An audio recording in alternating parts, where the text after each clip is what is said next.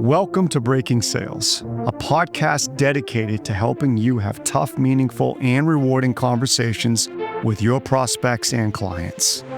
In meaningful, what we mean is these are the conversations you truly feel like you are the prospect or client's conversational peer. There's no anxiousness or uncertainty holding you back. You feel a sense of calm and confidence in asking the tough questions.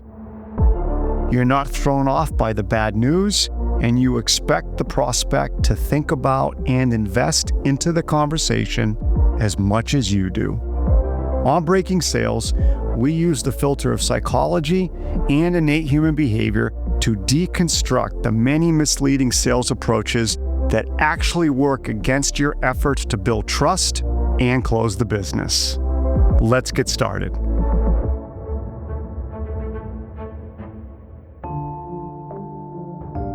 You know that moment when a prospect says something unexpected that makes your stomach drop and your mind go completely blank. Your preparation can make or break that moment in time. In my 20 years of coaching professionals, I've discovered that deals aren't lost when prospects object or push back. They're lost because of the lack of preparation prior to the actual meeting.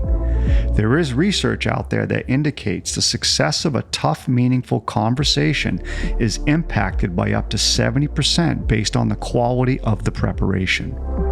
We all know those moments when the unexpected in the conversation happens. Something said, a question asked, or a change in demeanor. How you handle this on a consistent basis comes down to how you prepare. In this episode, Kristie and I unpack how to build conversation resilience. The key is preparation.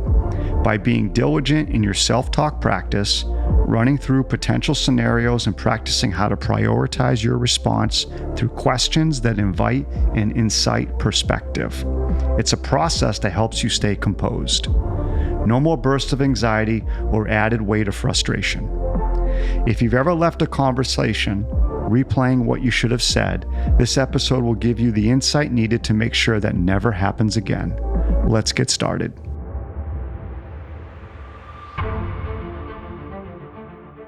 Kristie, I think today I really like to talk about, it's actually two topics. It's one could call it conversation resilience. Okay. And the other part you could probably say is don't complicate things, stick to your process. Don't make it harder on yourself. I like it. Sounds good. And the impetus for this is lately I've had just a lot of one-on-ones. 20, 25 a week, talking through individuals' preparation process and their conversations. I think that's what became the catalyst for today. You noticed a pattern, I assume. A couple of them. Okay. So I'll kick off with a little story. Okay. So as you know, right, we do film study, and for our listeners, some of them participate in it, some don't. But the film study literally is we will listen to our clients' prospect conversations. And you and I know there's no hiding in that. It can feel like an emotional colonoscopy for some. And it's also a mirror that reflects the absolute truth and isn't skewed by some sort of reflection bias. Right. So I'm listening to this particular film study, and the conversation was going really, really well. The client was asking some really, really good questions. And they said, let's talk again in a week, and we'll decide on, we'll let you know if we're going to choose you or what our direction will be, right? And there was good collaboration in it. There was some few adjustments here and there, a couple questions that could have been deeper, but overall, it was a good advisory type discussion. So talking to the client about 2 weeks later, I said, so how'd that conversation go? And he was like, oh, He goes, we were all pumped up in anticipation, and we got on the call. And, based on the previous discussions, we really thought that client or that prospect was going to give us the business. And so we got on looking and hoping for what we wanted to hear. We had worked hard. Truth be told, he said, we were probably a little attached at that point because of all the effort we had put into this up to that point. A little excited. Yeah. So I said, okay, what happened? He goes, well, we got on the call and the prospect says, here's where we are. We do want to use you guys, but there are 2 board members who have other relationships that compete with you. And so they want to do an RFP to make sure that we get it right. And so I turned to my client. I said, okay, so what happened in the next 5 minutes? And he's like, well, I don't remember. He goes, blacked out. yeah. He says, I think I may have blacked out. He goes, but no, he goes, seriously, the next probably couple minutes was a blur. He said, I remember feeling frustration, disappointment, and some annoyance. Wow. Understandable. And then he goes, I'm even more mad at myself because the only thing I could come up with in that moment was, okay, I understand. Do you want us to help you write the RFP? And he was so mad at himself because he's like, that's all I could come up with. It was just like I did not anticipate that response. And so it threw me and my team completely off. Right. I said, okay, so where do we go from here? He goes, well, I want to call them and I want to prep this time the right way. I said, okay, talk to me a little bit more. He goes, well, I want to do that exercise that we do sometimes before conversations that helps my resilience.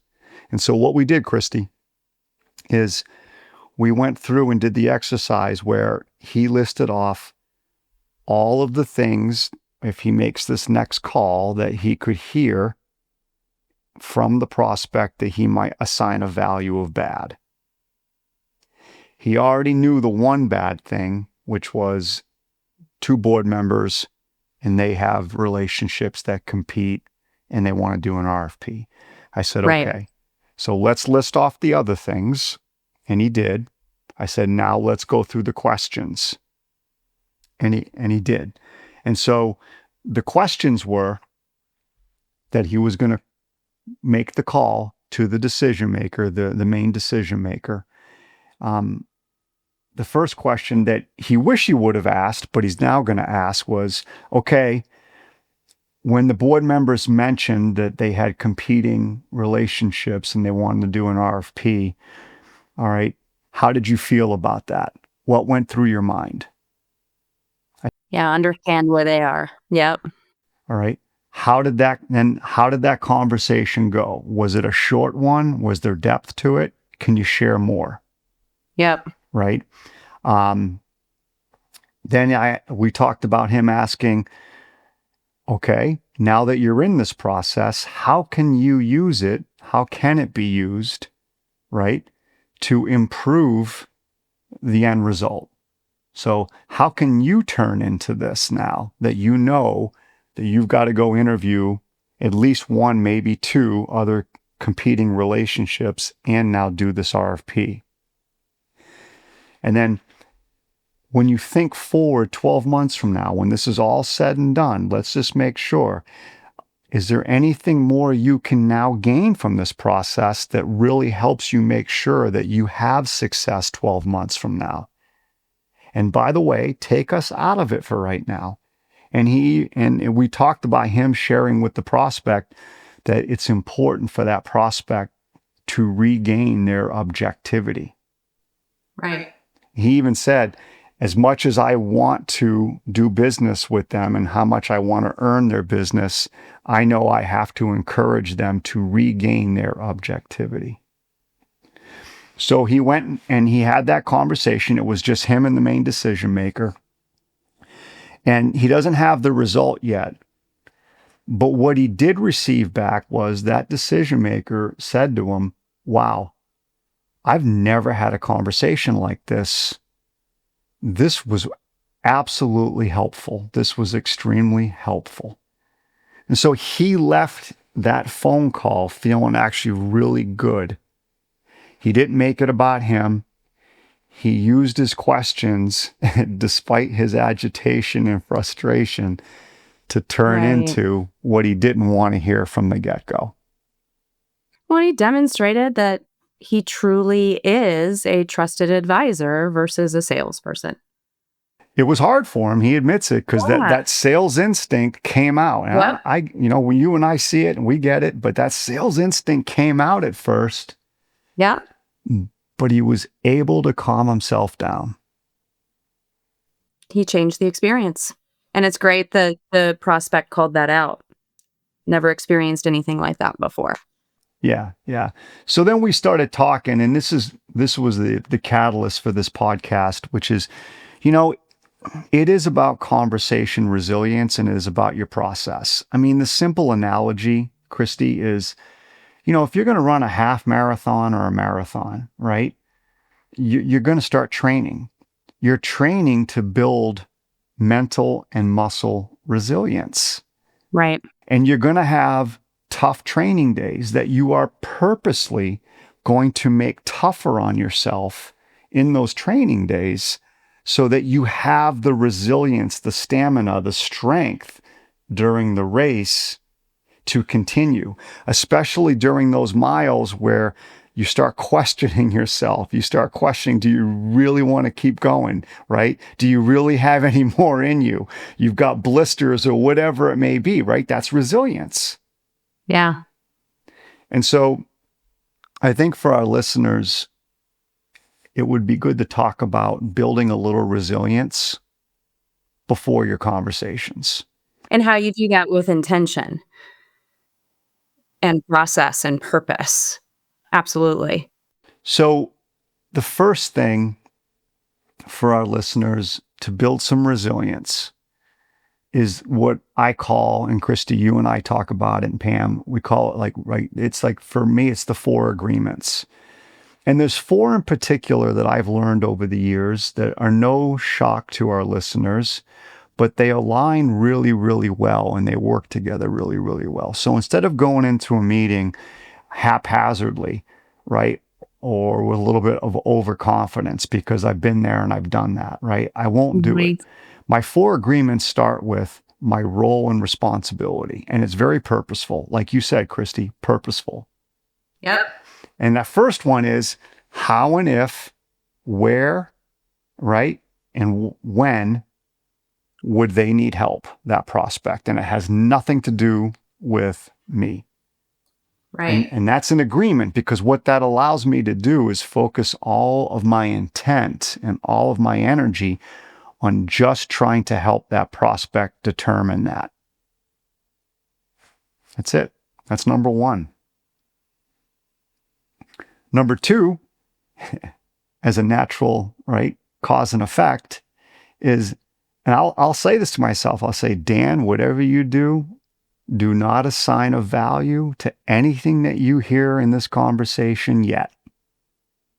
There is no good in this conversation yet. There is no bad in this conversation yet. It is just a conversation. Take the pressure off. 100%. But I go in that flow because I found over time it builds up my resilience, right? First is mindset. Let's find out how and if they need help. And then as we're listening, let's make sure we don't assign any values. And then the third one aligns as well, which is I owe them the difficult questions. If I don't ask the tougher questions that benefit them, I'm wasting their time and doing them a complete disservice. If I just go along with them and shake my head up and down and acquiesce and agree, I am providing very little value to them. Very little value. Yeah, they're not truly thinking about anything different. Not yet. No, No. no, they're in routine mode, that's for sure. Yep. Yep. And then the last one, right? And this is one that we talk about a lot. And I do think just human nature, it's hard to do, but you can get better at it. I just remind myself, Dan, you cannot control their demeanor, their effort, their answers.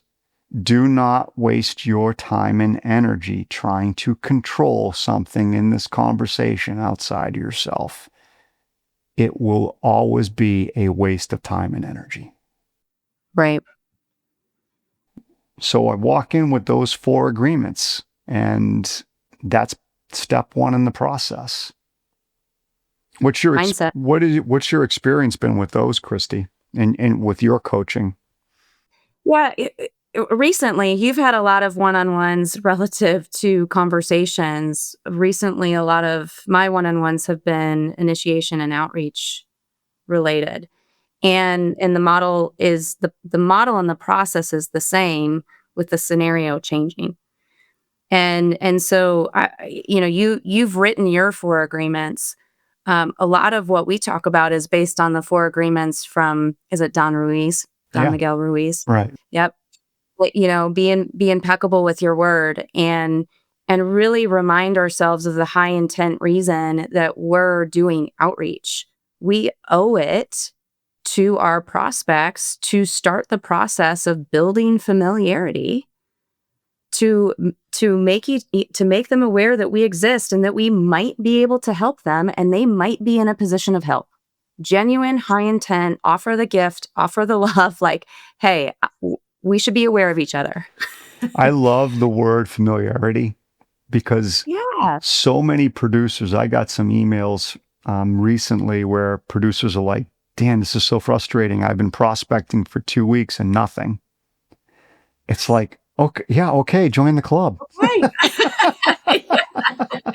Yeah, or I've left 1,000 voicemails, nobody's picking up. Okay, but they're potentially listening to your words on your voicemail, and But the yeah, familiarity is so important because, you send that email or you leave that voicemail, you're hitting them on a particular day. You don't know right. what's going on that week, that month, that day.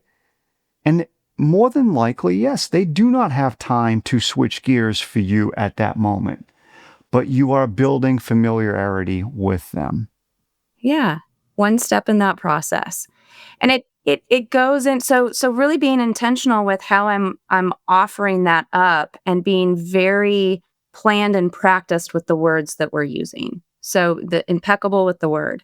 And then what you're mentioning in terms of who knows what they're going through, who knows what they could be on vacation, they could be off, they could have something personal, they could have a bunch of other priorities in the business.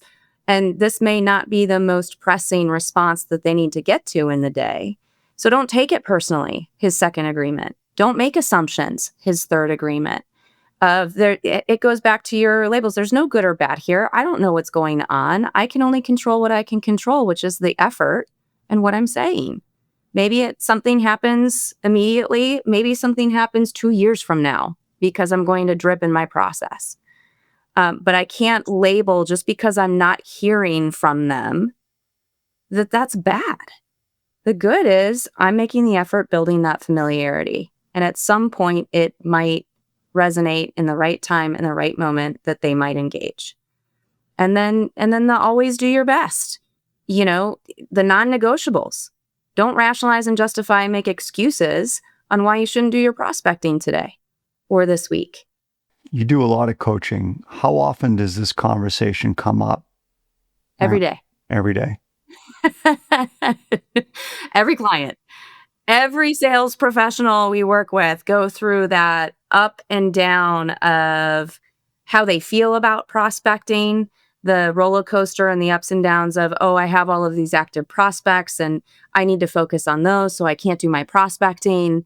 It's probably in the top 3 challenges of any sales professional of how do I maintain and do my best in prospecting all the time and maintain that high level of high performance consistency and how they're executing it and if they're executing it.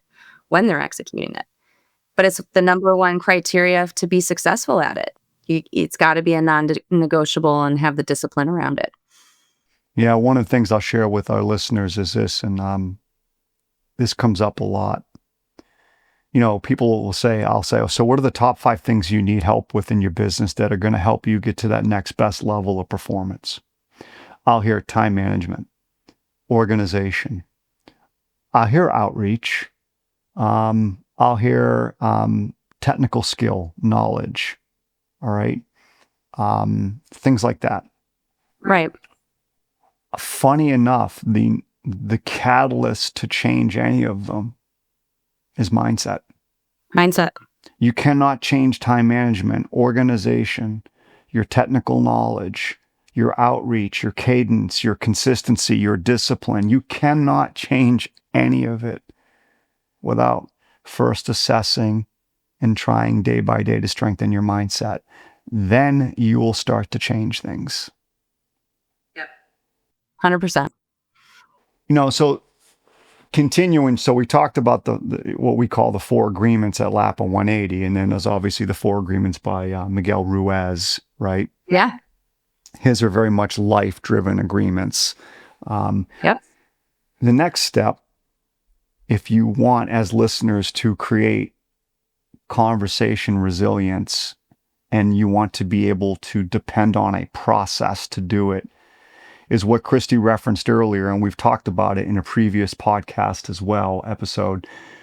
And that is write down before any meeting, and I still do it. Kristie, you and I have a couple prospect conversations coming up, and we had a couple together, and every time we do, I still write all these things down.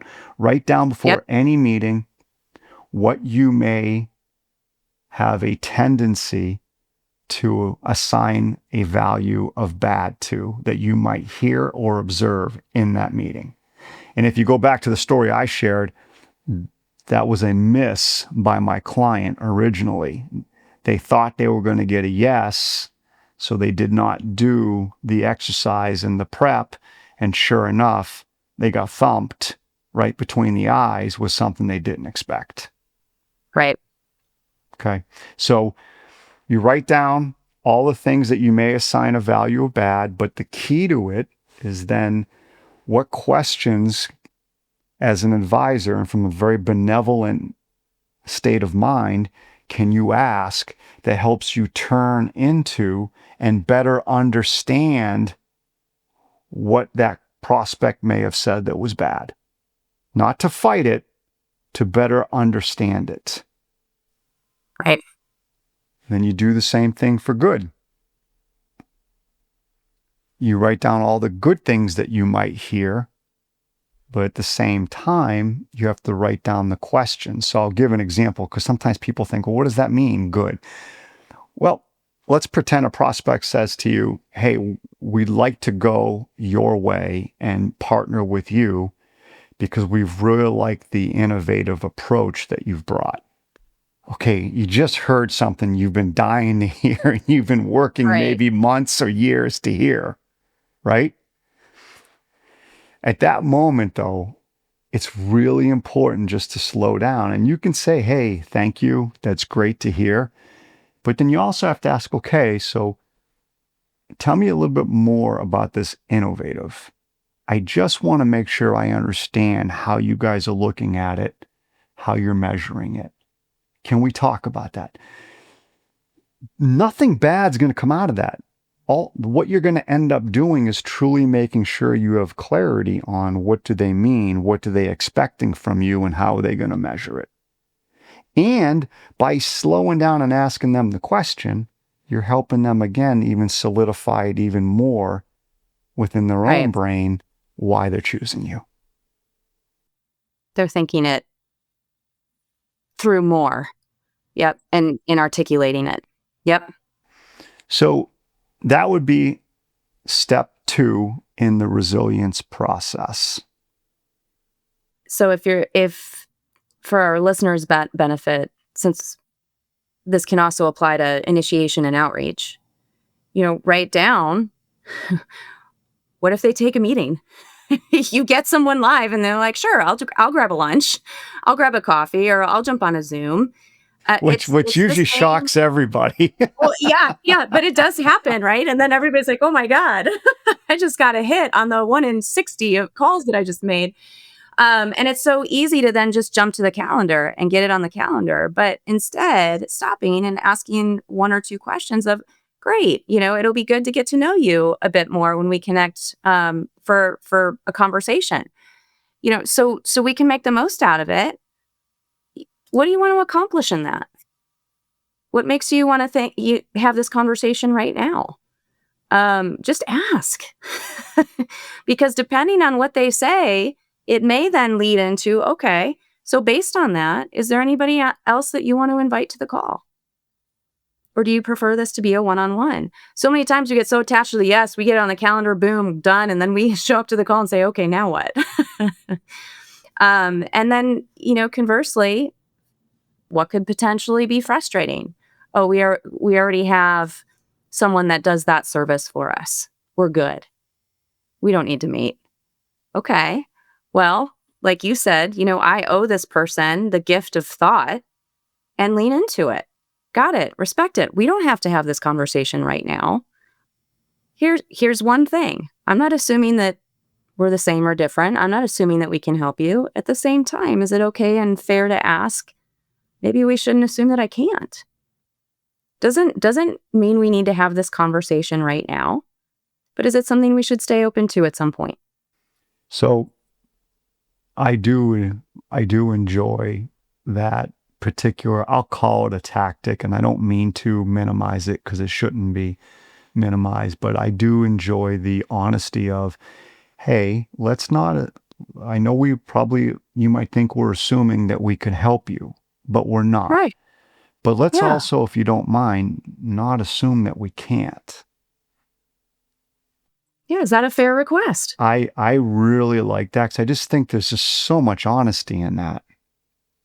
Well, and I mean, let's be honest, it doesn't turn all of these no's into yeses in that moment on a meeting. That's not the intention of doing it, but it does uh, challenge the thought process and the objectivity of their answer that now all of a sudden it's changing that experience and they're thinking a bit differently.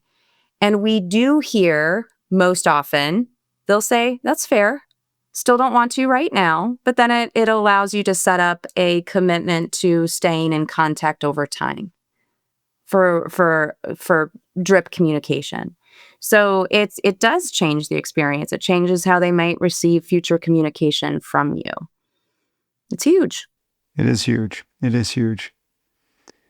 And so just sticking with this theme, because I mean, there was literally, as you were talking, 4 different directions I could have gone, and I don't want to. Pick one, Dan. Pick one. I know, and I don't want to start doing that. We can save that for another episode. But Okay, sounds good. but sticking to the resilience, and then the last thing, and everybody's a little bit different, everybody's a different voice, but the last thing I think you have to just remind yourself, all right, is that this is just a conversation. Your only responsibility in it, going back to one of the 4 agreements, is using your effort of listening and communication and not judging to determine is and where or how, if and does this person need help, and not having it include you.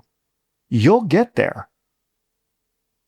But that's the best way to start conversations, to be very resilient, to be unflappable, to actually have what we call some poise. Yep, that peer-to-peer presence. And I don't very often do this. In fact, I don't even know if I've ever done it now that I've said that out loud. But I literally can think of probably somewhere between 500 and 750K recently in the past probably 2 weeks alone of new business some of our clients have earned because they did the prep, they put the work in, and when they got into the meeting and something came up that they would normally assign a value as bad, they stayed calm, They stayed poised, and they were able to use questions to turn into it and to seek to understand it more, Right. which changed the whole paradigm and direction of the conversation because they didn't panic. Again, and I very rarely put a number to anything, and I bet you if you went back and listened to all 183 or 84 of our episodes, I've maybe done it once, if once. Yeah. But that's how powerful this is. Have a process of building conversation resilience. And to your point, it's very similar to having a process to building outreach resilience as well. All right. Well, I'll just tell them all. Thanks for joining us. Thank you. Here's what I want you to take away. Conversation resilience isn't something we are born with. We are social creatures. We place a lot of weight and value on connecting with one another. Think of how often in a conversation with a coworker, a family member, prospect, or client that sets you off down a reactionary path, a path where you are not at your best.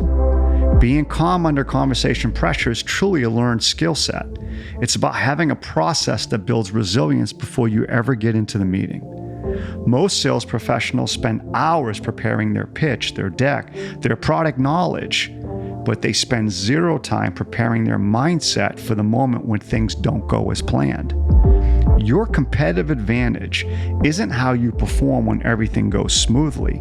It's how you perform when you get surprised, when you hear something that triggers frustration, or even excitement or panic.